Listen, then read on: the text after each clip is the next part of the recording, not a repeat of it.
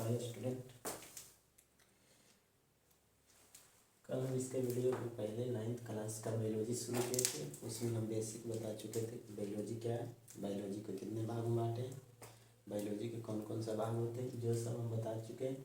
तो बायोलॉजी का दो भाग वो बताए थे, जूलॉजी और बॉटनी। जूलॉजी किसे कहते हैं और बॉटनी किसे कहते हैं, बायोलॉजी के पिता किसे कहते हैं, ये सब हम अगले वीडियो में बता चुके हैं।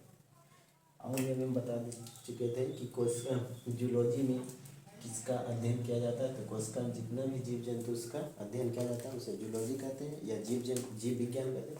बॉटनी का मतलब होता है कि वनस्पति विज्ञान, जिसमें पेड़ पौधों का अध्ययन किया जाता है उसे वनस्पति विज्ञान कहते हैं।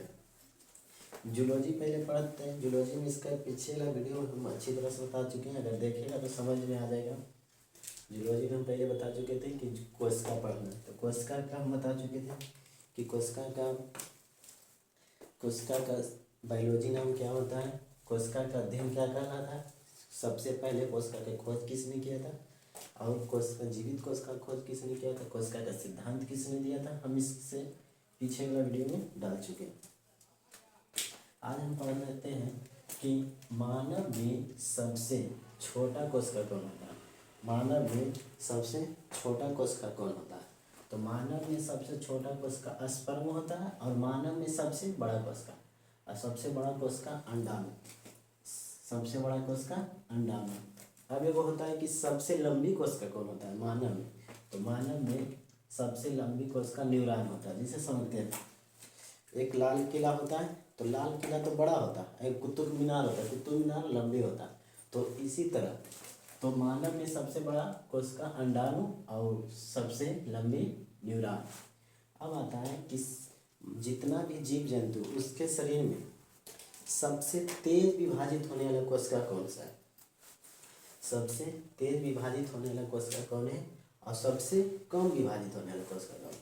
तो मानव में सबसे तेज विभाजित होने वाला कोशिका लीवर है, और लीवर इस मानव में सबसे तेज विभाजित होने वाला कोशिका लीवर है।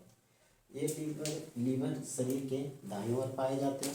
जब भी अगर किसी का अगर कोई चाकू को मारता है तो उसका अगर दाएं साइड मार देता है तो उस आदमी को बचने का चांस बच जाता है, या तो लड़ाई झगड़ा हो जाता है। तो उसमें बोलता है कि अगर कोई चाकू मारने तो पहले कहेगा रुक रुक रुक, इधर मार, इधर मारेगा, लेने चल जाएगा डॉक्टर ने, बचने का चांस पूरा बचेगा। अगर इधर उधर मार दिया तो बस खेला खत्म। तो इसीलिए तो कहता है कि मानव में सबसे तेज विभाजित होने वाला कोशिका लीवर है। और ये आता है कि विभाजित नहीं होने वाला कोशिका, तो विभाजित नहीं होने वाला कोशिका न्यूरॉन है, जो सर में दिमाग में पाया जाता है, सर में पाया जाता है। मानव में सबसे तेज विभाजित होने वाला कोशिका तो लीवर, और जो विभाजित नहीं होने वाला कोशिका है वो न्यूरॉन है। तब जब भी अगर कोई व्यक्ति का अगर सर में चोट लग जाता है तो जल्दी ठीक नहीं होता है। इसलिए किसी को अगर कोई भी दुर्घटना होता है तो जब भी पुलिस देखता है तो उसको चालान काट देता है गाड़ी के, क्योंकि हेलमेट जरूर लगाना। अगर हेलमेट नहीं लगाया तो अगर उसको गिर गया तो उसको सर में चोट लगा तो जल्दी ठीक नहीं होगा। इसी कारण जितना भी गाड़ी चलाने वाला होता है उसके पास हेलमेट जरूरी होना चाहिए।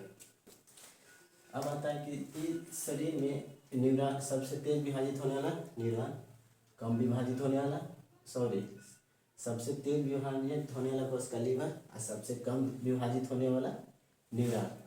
ये जो लीवर है, जब बच्चा के शरीर में ज़्यादा विभाजित होता है। जब भी देखता है कि बच्चा छोटे में जाएगा, दिन भर में कहूँ न कहूँ दीर्घ छील छाल के आएगा, उसको क्या दवा देते हैं वो अपने से ठीक हो जाता है। इसलिए बच्चा के शरीर में सबसे ज़्यादा विभाजित होता है। जैसे जैसे शरीर बढ़ता है उससे ये सब का अधिक कम हो जाता है। और सबसे कम विभाजित होने वाला न्यूरॉन, और सबसे तेज विभाजित होने वाला लीवर। अब इसके बारे ये तो पूरा कोशिका का अध्ययन था। अब कोशिका है कि कोशिका क्या है, कोशिका किसे कहते हैं, कोशिका के क्या कार्य है, ये सब आगे बताएंगे इस आगे।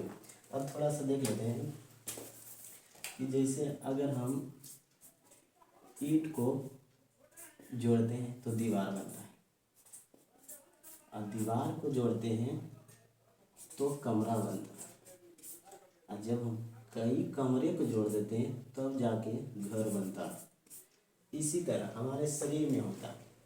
हमारे शरीर में क्या होता है, जैसे देखो, अगर कई कोशिका को आपस में जोड़ देते हैं, कई कोशिका को आपस में जोड़ देते हैं तो ऊतक बनता है।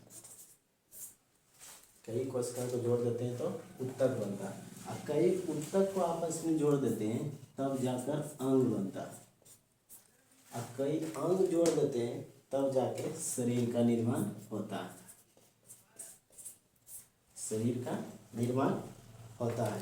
इसी तरह होता है कि हमारे शरीर में जैसे कि अगर ईंटा को जोड़ते थे, जैसे एक ईंटा लेते हैं, एक ईंटा जोड़ते हैं तो दीवार बनता, और कई दीवार को खड़ा कर देते जाके कमरा बनता, और कई कमरा को जोड़ देते हैं आपस में तो जाके घर बनता है। इसी तरह हमारे कोशिका का एक जो स्लाइड में सवाल में कहा था ना कि हमारे शरीर में पूरा ही कोशिका का है, तो इसीलिए जब हम कई कोशिका को जोड़ते हैं तो जाके क्या बनता है, ऊतक बनता है, और कई ऊतक को जोड़ते हैं तो अंग बनता है।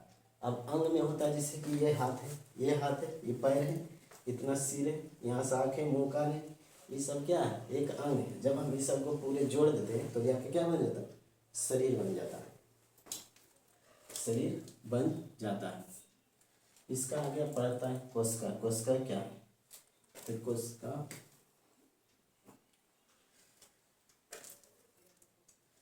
कोशिका देख लेते हैं। अब एक चीज़ यहाँ पर आता है कि क्या कोशिका शरीर का सबसे छोटा अंग है? नहीं, ये गलत बात है।